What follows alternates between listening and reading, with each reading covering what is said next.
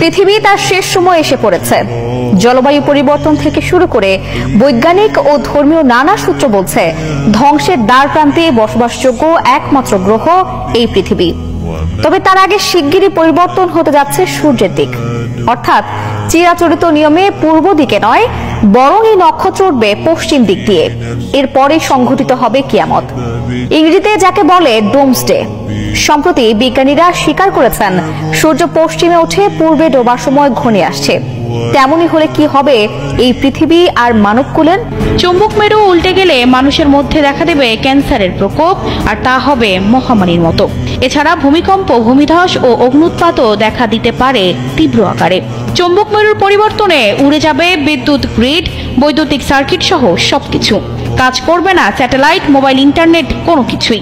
মানব জাতির বিলুপ্তি তখন অনেকটাই নিশ্চিত।